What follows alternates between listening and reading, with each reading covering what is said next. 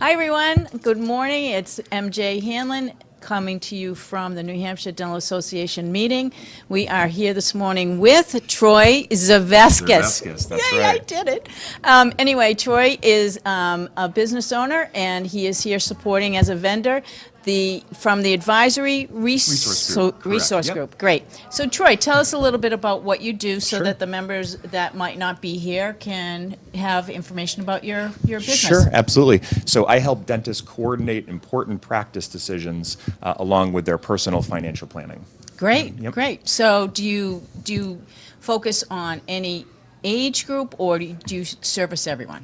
Yeah, great question. So I think what you find among a lot of financial planners is that they only want to focus on people that might already have accumulated assets. My practice is a little bit different. What I've found is that people need help at all stages of their They careers. certainly do. They certainly do. So, whether they're, just beginning their career just after dental school, or if they're looking to acquire a practice, or they're looking to transition a practice later, or expand a practice, those are all things that my clients will come to look to me for. Excellent, Yeah. excellent. So I do a lot of talking with my students at Tufts, and one of the things I talk to them about all the time is, making sure that they make really good decisions Yeah. when they graduate. And Sure. I'm sure that you see that sometimes young dentists are so overwhelmed by all the things that they have to pay for.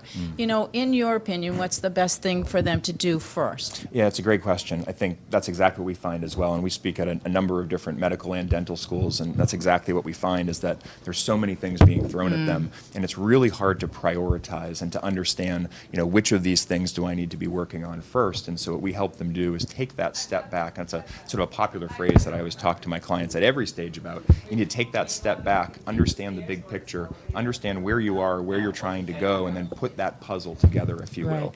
And there's you're just getting out of dental school, you might want to purchase a practice. There's an order to things that might need to be done. There also might just be sort of the simple and the boring things that might not be thought about often, that we have to kind of get in there and get our hands dirty together to get figured out. Yeah. Now, one of the things I also remember from private practice is, the ability to put money away in a retirement fund. Sure. So do you offer services like that to single-owner dentists or small group practices? Yeah, great question. So we're a full-service financial planning firm, so we're fee-based financial advisors first. What we believe is that it's very difficult for a dentist to understand how to make effective business decisions if they don't have a real good sense of their personal planning. So we always start off with a personal financial plan, and we do that on a fee basis. If clients then choose to hire us, then we're, again, full-service firm where we'll help them set up their retirement plans. We'll do the different necessary insurances and all of those items. The big difference with us is that we're process over product. So we're going to spend a lot of time planning before we ever even begin thinking about the implementation side of things. And the products. And the products and so that forth. you But pick. as far as what we can do, absolutely. The other thing is we're an RIA, which stands for Registered Investment Advisor, which means I don't work for a big firm. This is my own firm. So just like a lot of the dental clients that I work with, every recommendation that I make, every decision that I help them implement personally reflects on me, and I'm looking to build long-term relationships with my clients, and to be honest, that's what happens, right? I always joke around that my clients call me from the car dealership and say, Troy, should I buy or lease my car, right? But we develop those... Great question. But yeah, that's right, but we develop great those question. types of close Right. relationships, and then at the same time, it might be, okay, Troy, it's time to expand, and we need to build a couple of operatories. Right. And one of the things that I pride myself on is that, I've aligned myself with who I believe are some of the best and top professionals in each of the different disciplines. So, what I look at myself as is really a facilitator. So because I work with so many dentists and I really understand what it takes to make their practices run effectively, I can introduce them to all of those people that they need to be. Well, that's a very good point, because recently I read a book by a guy named Chuck Blakeman. He's out in Denver, and one of the things he mentions in the book is you really have to have people with eyes on your practice, eyes on your business. And, that's critically important to me, because he's absolutely right, because if you don't have somebody with that expertise, like I would never want somebody to think that, I didn't have expertise in dentistry. Why would I want to make business decisions without going to somebody who Sure. has that expertise? Yeah, I look at it like generalists and specialists, right? Right, I exactly. look at my job as being an inch, it's sort of an inch wide or an inch deep and a mile wide, and I work with a number of people who are an inch wide and a mile deep, There you right? go. And the idea, just like in dentistry, industry is you want to align yourself with those people. But I really like that book, and I think I'm going to check it out. It's a great because book. to be quite honest, that really is my value proposition. Yeah. It's a facilitator. It's being that right arm. It's helping them think of things that they might know are important, but they're hard to implement because they have their minds on so many other things. And again, there's such a gray area between where your personal life stops and your practice life begins. There's no clear delineation, and it's really hard oftentimes to know, okay, well, what should I be focusing on? Right. And then in later stages of careers, oftentimes, it's very difficult to know, well, when do I start thinking about retirement? And same thing, you might be educating children, you might be in a time of life where you're dealing with a lot of expensive needs, but you really need to be thinking about that transition 10 years in advance of actually making it. Yeah. So a lot of times what we're doing is just positioning them to begin thinking about those things. And even retirement in general, you have to start thinking about things differently, right? You have to. When we talk about building muscles, right? They're thoughts that you haven't worked through yet, things that you haven't thought about, even creating a budget and understanding cash flow.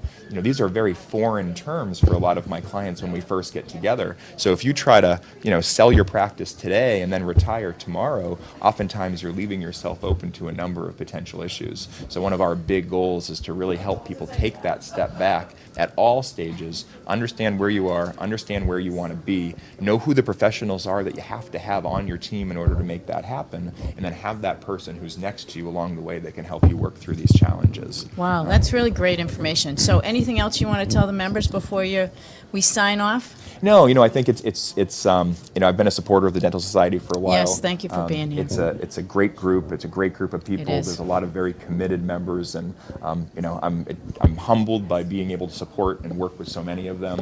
And so I look forward to kind of a continued long symbiotic relationship. Right. That's great. Now, are you just in New Hampshire, or can you do outside? Yeah, so I'm licensed in 35 states. I have Are you clients- really? yeah, Wow. I have clients across the country.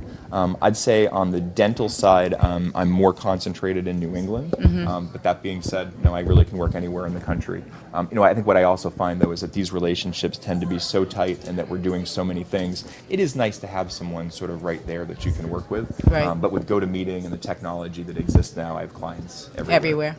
Great for all of our national watchers. Right. So anyway, thanks, everybody. Thanks so much. This was fun. Awesome. Appreciate it. That was cool. That was great. So what's the deal?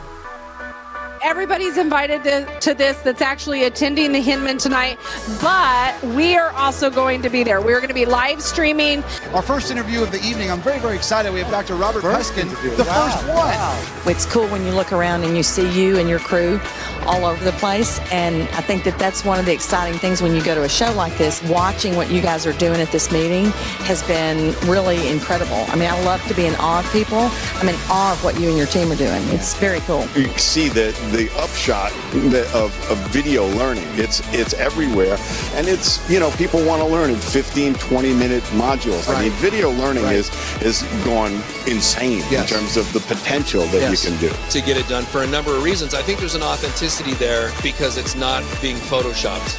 The Hinman Dental Society is a private study club.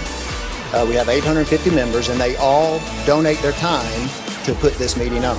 They are representing the ADA here with us today. All the new trends, all the changes, they're promoted here. We love this meeting. This is probably our biggest meeting every year. We're very excited because this year we are celebrating our 35th anniversary as an association. We are the Organization for Safety, Asepsis, and Prevention. So I spend most of my time working with dental students and young dentists with the goal of engaging them and educating them, empowering them to have a better future for dentistry. We wanted to have a mouth prop that would have interchangeable accessories but not restrict access to the work area for dentists. My goal starting out with Cordy's was not just to have this one little product that's kind of clever and functional, but it's more to change the industry standard on how power scaling is done. RevenueWell is a great patient engagement system. We do three things extremely well. We attract new patients to the practice, we retain the patients that they already have, and we help them get their treatment accepted. You want to listen to your customer. You want to make sure you're addressing all their needs. but you also want to get your product to market. And so you need that validation from the customer. Technology's changing everything. All of my friends that are dentists or hygienists that have actually created something, I get to see how technology has changed everything for the better. First of all, we're going to talk about what is IT security. I want you to be wise about your technology. I want you to be wise about the information that your patients have entrusted you with. We have weekly admin meetings. Typically, it's the doctor and your office manager or practice administrator. Videos play a big part, right? Yeah. Videos are huge. You've got to have a video strategy. You're an amazing example of this.